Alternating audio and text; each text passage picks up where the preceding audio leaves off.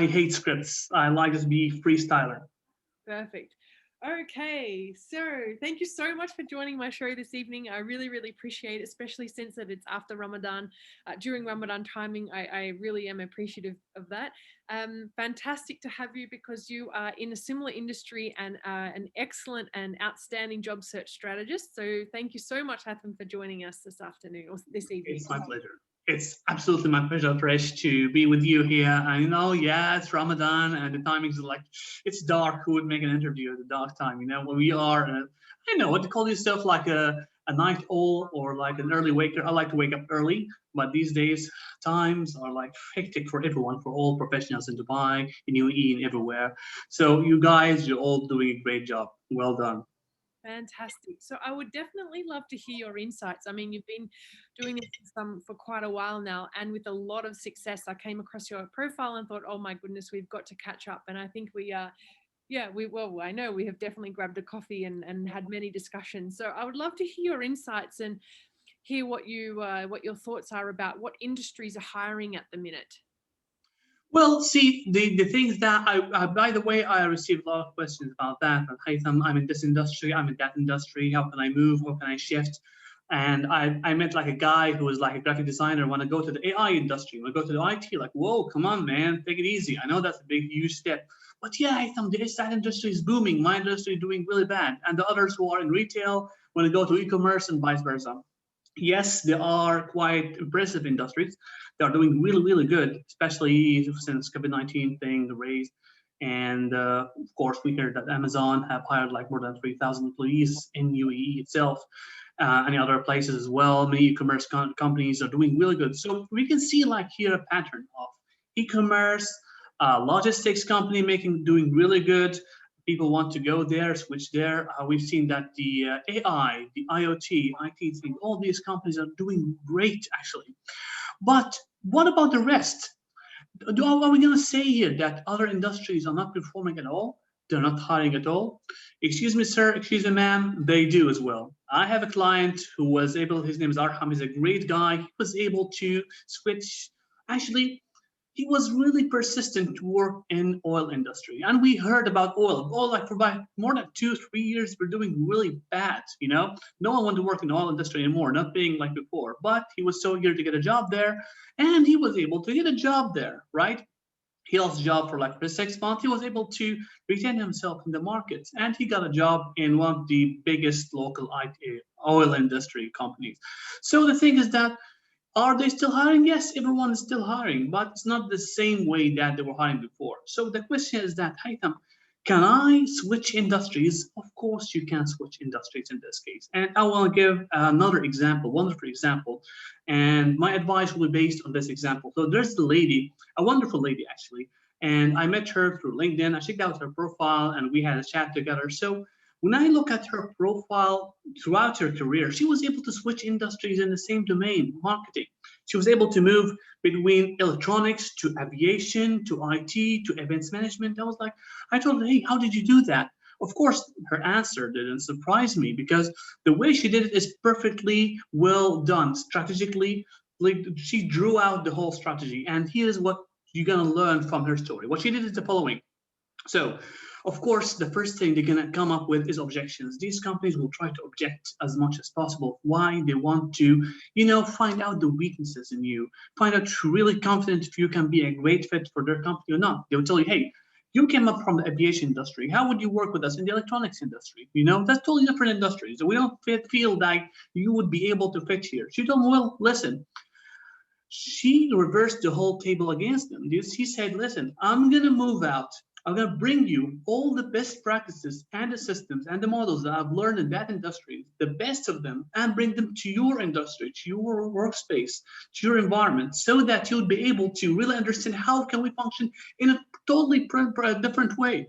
Because number one, they were literally impressed, and she literally was able to prove that what she can do to them. Number two, she figured out the mistakes that they have. She's a marketing expert. She knows exactly what she has to do. So she tried to track the problems that they have in their marketing campaigns. She checked out their websites. She tried to check out the way they build their social media, and she found gaps. She presented a solution to them. Hey, we can help you do this and help you do that. Believe me, very few employees will be able to come up with that approach. Why? Because of their mentality, which I'm going to talk about it later. This is the second thing she was able to do. The third thing is that she came with a mentality of winning. I am here to take this opportunity, whether they like it or not. I'm here to solve their problem. I'm not here just because like they want me, because I want them. They want me, all right? And how? By considering something called transferable skills. How can I take my skills throughout my career and bring them to benefit that company's current gaps or problems?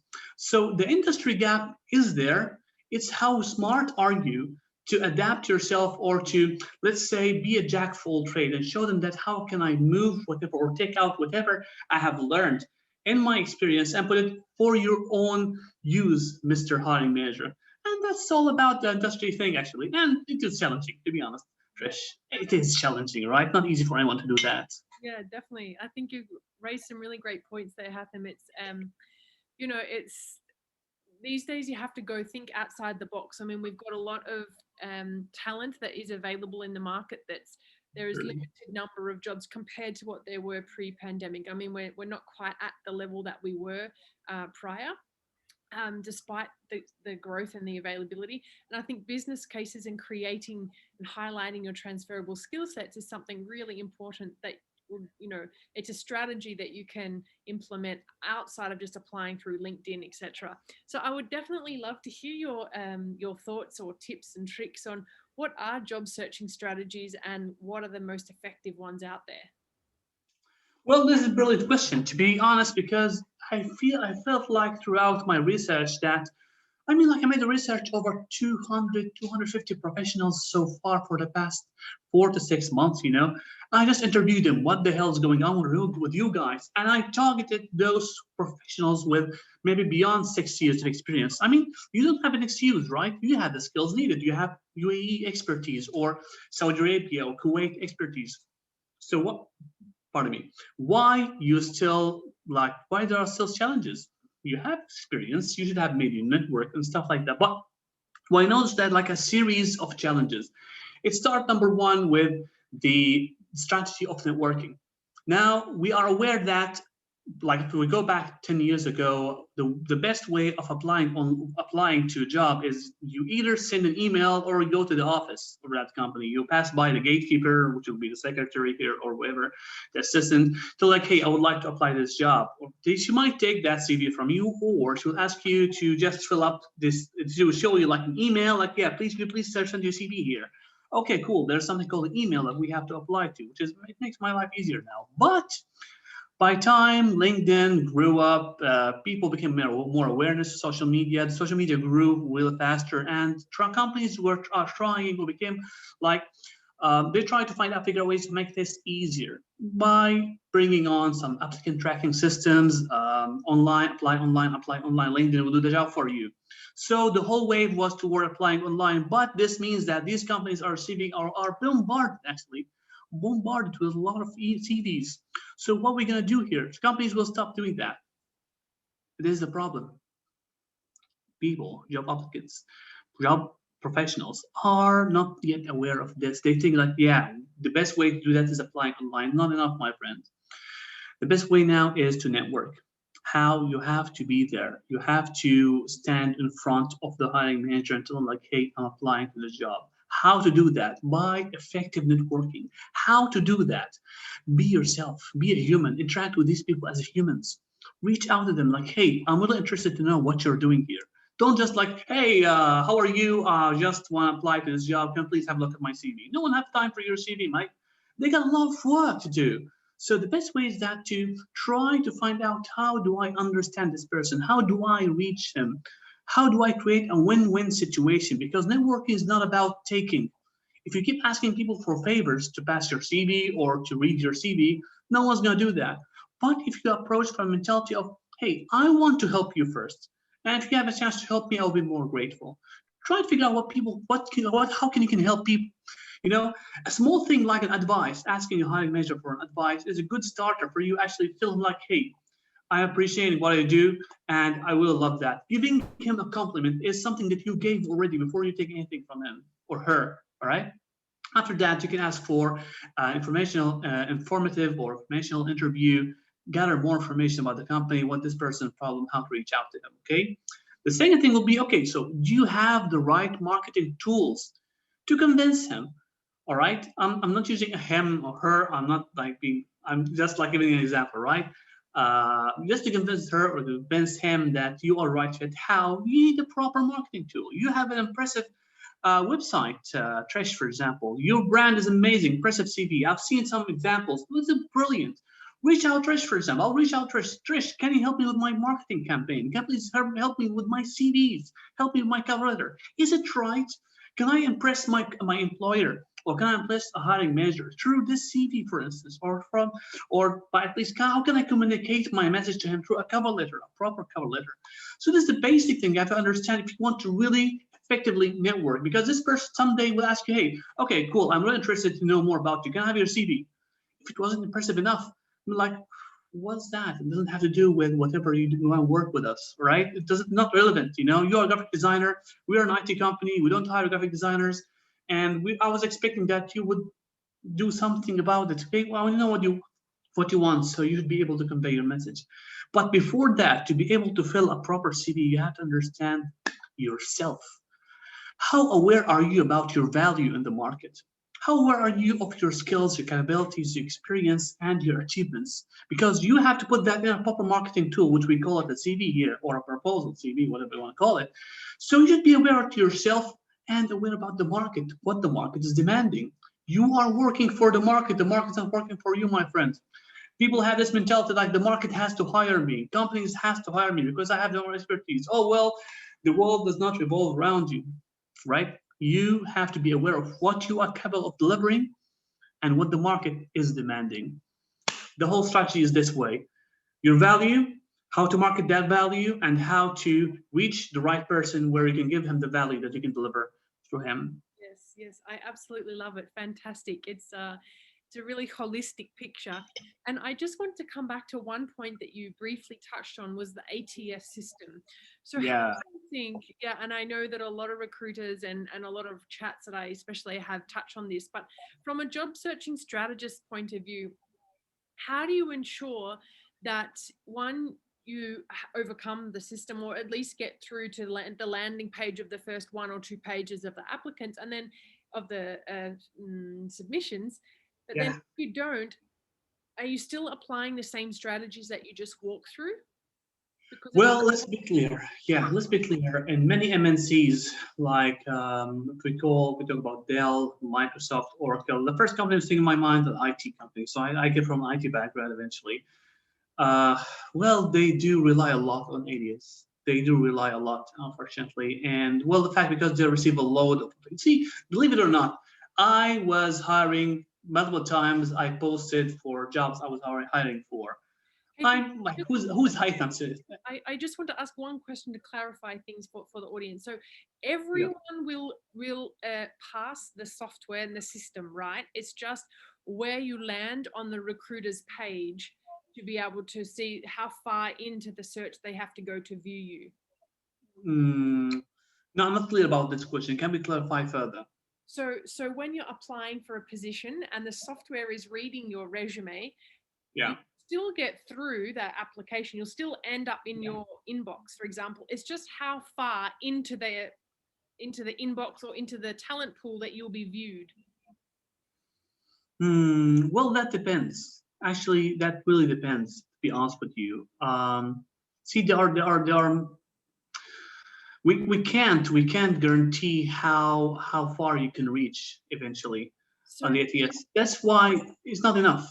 That's why ATS is not enough. That's exactly. why even if you apply, you have to apply. See, in both cases, when you are networking, you have to apply online. It's 100%. There's no way you can't go to a major and tell them like, "Hey, I will work with you." The first question is going to be, "Did you apply online?" No. Well, didn't take the first step. Yeah, So it's not right. and that's what brings me to my point that even if you do apply through the ATS system, you still have to implement the strategies that you just mentioned. So it's the holistic picture. You've still got to apply and and proceed with your strategies. 100%. 100. You cannot just go there network without doing what you're supposed to do. I mean, I tried it myself in the past. I was like, I will reach out to a manager and they will be impressed. They will be impressed. Like, you spoke to me, you cold call me, right? Some of them would be impressed, some of them not. But they would ask me, hey, will appreciate that you called me, reach out to me, but did you apply online? No, I thought of reaching out to you. No, please have them respect the system.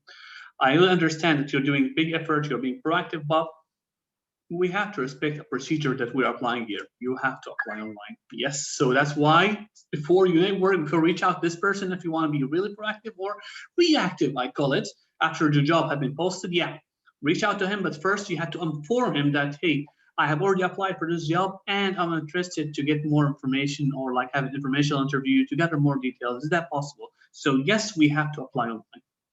Yeah, Haytham, yes, clear. I think it closes the loop to the search. And yeah, I think that it's really important, I guess, that when the market is so saturated, you have to do things that is outside of the norm. You know, it's not like you can't just rely on the job board and then inshallah something will happen. You really have to. Yeah, I can't pray. You can't just spray and pray. It doesn't work. So how, when obviously there's, like, when you go to LinkedIn, for example, sometimes you can see 500, 800, even some jobs 1,000 applicants. So how do you think, or what do you think, I should say, what do you think job seekers should do to be able to stand out, and stand out of the crowd? Oh, standing out of the crowd. See, this thing that it's really easy to say, right? I want to stand out of the crowd. Yeah, I want to be a celebrity. I want to be famous. Like, it's not that easy to say, right? I want to stand out to the crowd. Like, just have this profile picture, you're gonna stand out. Have that's your CV, you're gonna stand out. No, it's a set. It's a set of strategies and tactics that you have to apply. And to be honest with you, it starts with one thing. It starts with your mentality. If you don't have that mentality in your mind, you're never going to succeed in life. See, the things that most job seekers are more toward, I think it's like kind of a victim, like a victim mentality that I'm being oppressed by the market or the community or whatever, or like, yeah, I'm from that nationality. Yeah, because I'm a woman. Oh, yeah. I know they try to come up with excuses. Well, actually, it's all here. It's all here. I am here in this market to provide a solution because they have a problem. They don't think that way.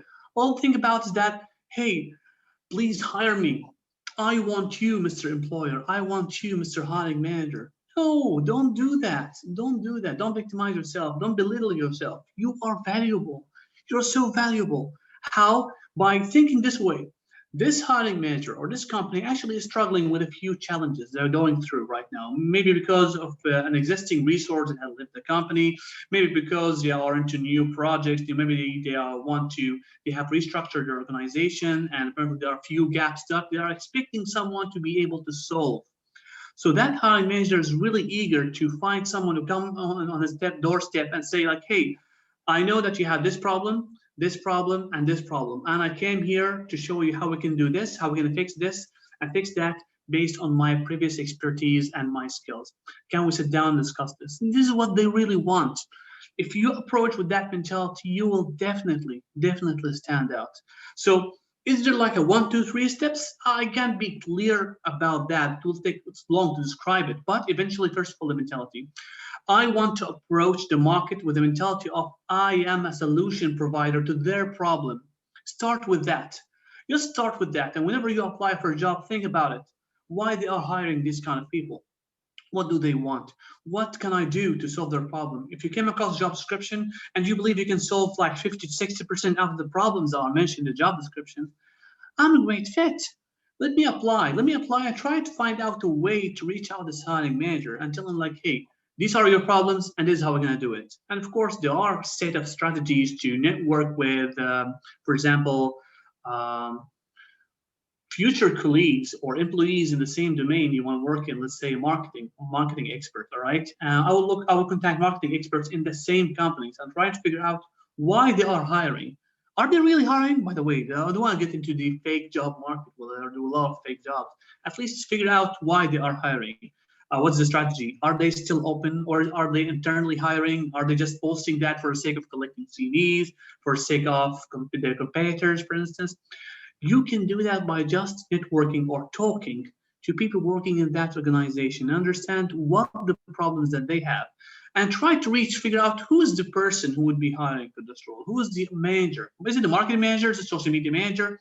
Is it event management? Probably there are different divisions.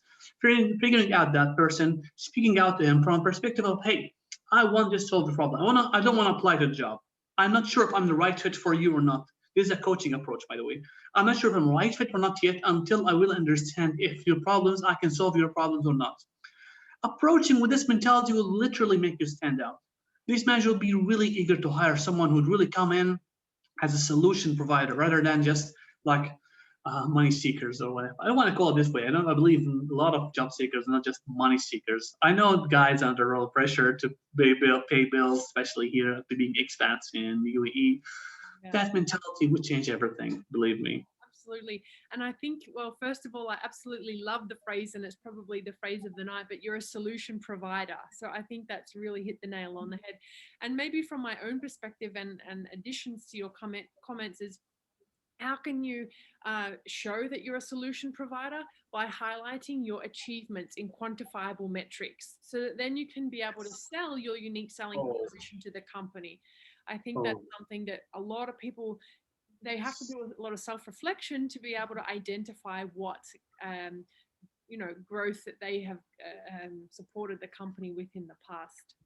Yes, I believe there's something you definitely do with your clients in this case. For instance, when they come for a CV, there's no numbers. I mean, how can I believe that you did something if you don't have numbers? I mean, why numbers? Let's be frank about it. Managers read numbers. That's it. A manager, when a sales manager is in a meeting, a marketing manager and logistics manager is there, they just want to see numbers because they only understand numbers. It's quantifiable.